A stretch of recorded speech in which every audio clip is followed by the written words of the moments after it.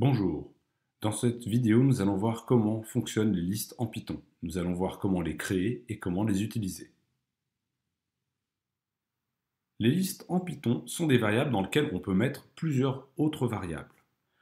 Pour créer une liste, rien de plus simple, il suffit de donner un nom de variable, ma liste, égale, et on va mettre des crochets ouvrants et fermants et mettre les éléments de notre liste. On peut tout de suite créer une liste vide. Dans la mémoire, on crée donc quelque chose qui ressemble à ça. On a ma liste avec aucun élément dedans. Pour mettre différents éléments dans ma liste, on va les indiquer entre les crochets et les séparer avec des virgules. Nous allons créer notre première liste.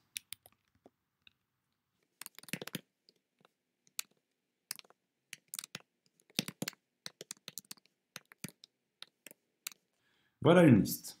Cette liste contient des éléments de différents types. Vous avez ici un entier, ici vous avez une chaîne de caractères, ici vous avez un booléen, un réel, etc. On peut mettre tous les types que l'on veut dans une liste, il suffit juste de les séparer avec une virgule.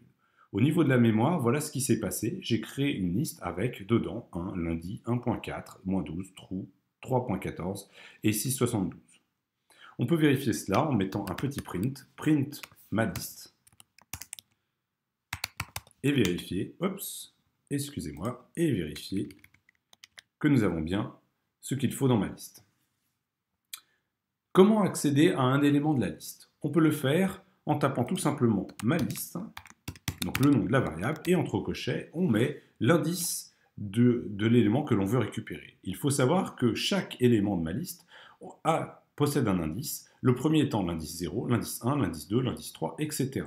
Si je veux récupérer le -12, je vais donc mettre entre crochets ici l'indice 3, et ça va me permettre de récupérer le -12 de ma liste, comme ceci. On peut également récupérer les éléments en partant de dernier élément. Le dernier élément a également pour indice l'indice -1, et si on veut remonter dans la liste, on va aller dans l'autre sens, -2, -3, -4, -5, -5. Pour récupérer le même élément, le numéro -12 ici, je peux donc mettre ma liste 3 ou ma liste -4. Attention, on part de -1 et on remonte dans l'autre sens. Pour ajouter un élément à ma liste, il est possible d'utiliser la fonction append.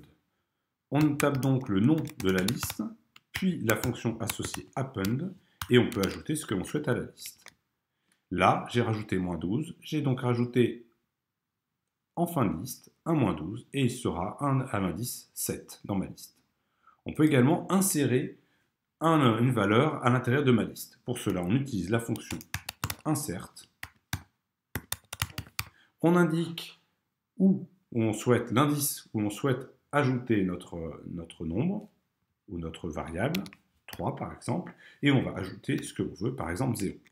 Et si je fais ça, je vais avoir rajouté un 0 à l'indice numéro 3.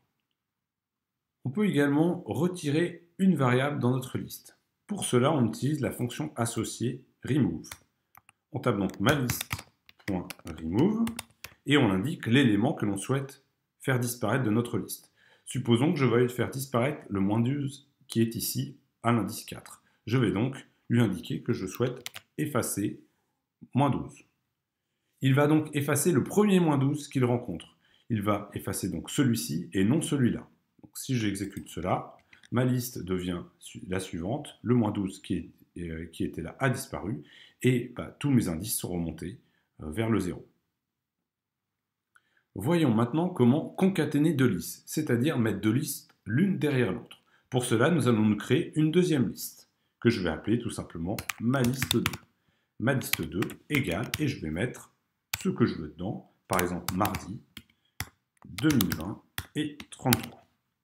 Une fois que j'ai créé ma liste, dans ma mémoire, ça ressemble à ça. J'ai donc ma première liste et ma deuxième liste appelée ma liste 2. Je vais maintenant créer une troisième liste qui va être la concaténation de mes deux listes précédentes. Pour cela, je dis que ma liste 3, c'est égal à ma liste plus ma liste 2.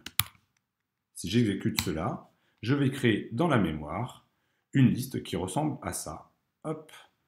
On va donc avoir les premiers éléments de la première liste et les éléments de la deuxième liste qui sont accrochés derrière. Ça s'appelle concaténer. On peut vérifier cela très facilement en faisant un petit print, un print de ma liste. On obtient bien cette liste complète de 1, lundi, 2.4, etc. avec mon mardi 2020 et 33 à la fin. Enfin, si je veux connaître la taille de ma liste, c'est-à-dire le nombre d'éléments qu'il y a dans ma liste, j'utilise la fonction len en l'appliquant à la liste que je veux étudier, donc len de ma liste, 3 par exemple, et ça va me donner le nombre d'éléments 11. On peut vérifier, nous avons bien 1, 2, 3, 4, 5, 6, 7, 8, 9, 10, 11 éléments dans ma liste 3.